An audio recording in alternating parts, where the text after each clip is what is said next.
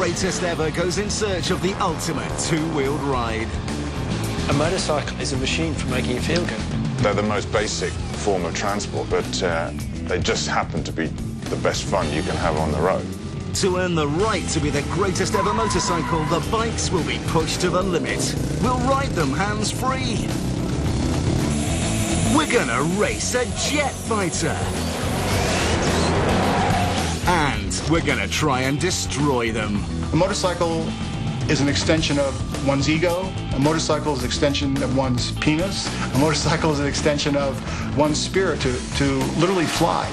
After you've ridden a 500 Grand Prix bike for that perfect lap, there's nothing else that I have ever witnessed that comes close to that.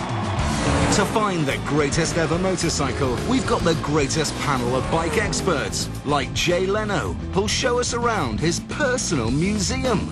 Why does anybody like bikes? You're either attracted to it or you're not. It's a bit like all of a sudden you're attracted to girls. Well, what is it about the girl? Well, there's certain parts of it you find intriguing. Some people call it an obsession, some people call it an addiction. Some people just call it the greatest thing in the world. Now sit back and hold on, as you're about to discover the ultimate ride. Starting our countdown is a bike that symbolizes rebellion. It's Wellard. It's the Harley-Davidson Knucklehead. Knucklehead, that sounds like a lot of work. The Knucklehead has probably the highest sex appeal factor on the Richter scale. Well, there's no doubt, if that bike hadn't existed, Harley wouldn't exist today. Launched in 1936, it wasn't until after victory in the Second World War when servicemen returned from the battlefield and were looking for some wild peacetime excitement that this Harley legend was born. It's like being able to buy a hot rod. You know, it was the fastest bike of its time in America. The Knucklehead's twin V-align cylinders doubled the engine's brake horsepower.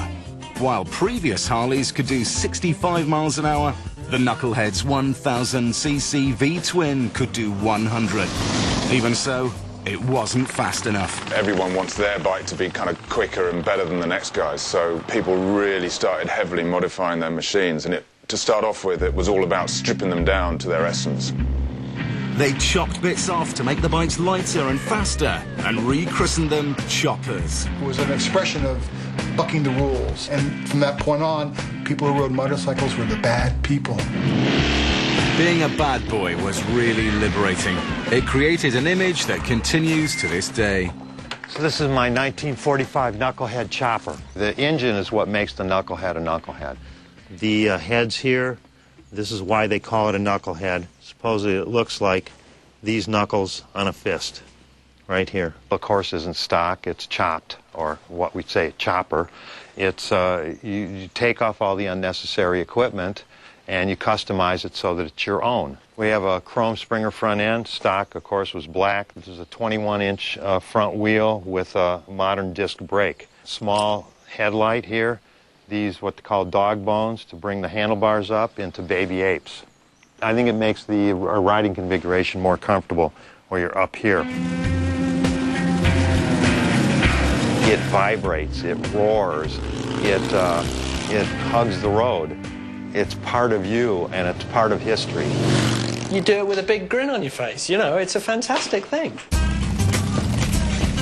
60 years on, and the Knucklehead's legacy is still alive in all modern Harley V-twin engines.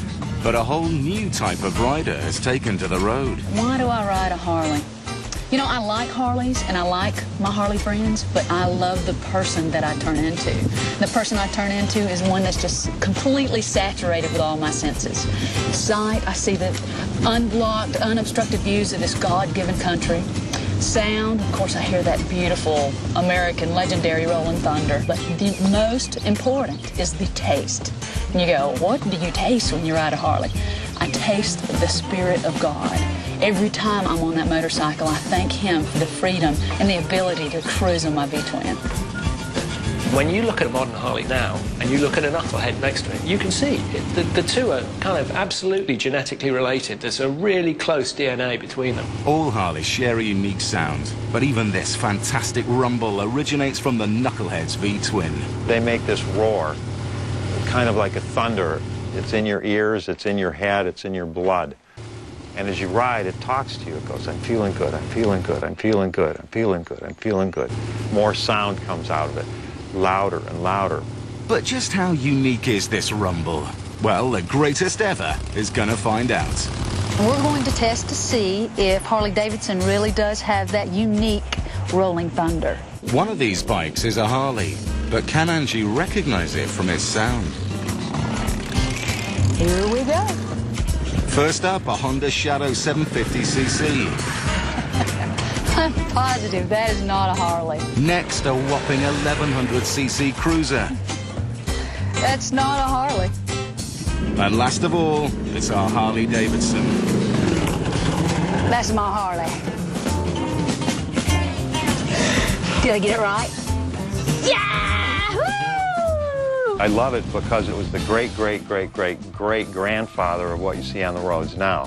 It's a rolling art. Rolling art it may be, but it's the bad boy image that sells Harley-Davidson motorcycles today.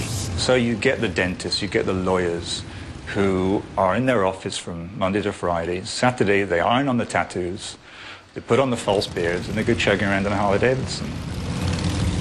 The knucklehead's pure motorcycling emotion. It's just about riding, whereas the modern one's about being seen on it somehow. It doesn't have the purity of a knucklehead. The knucklehead is certainly a classic, but for turning this symbol of freedom into an executive toy, this Harley gets 10th place.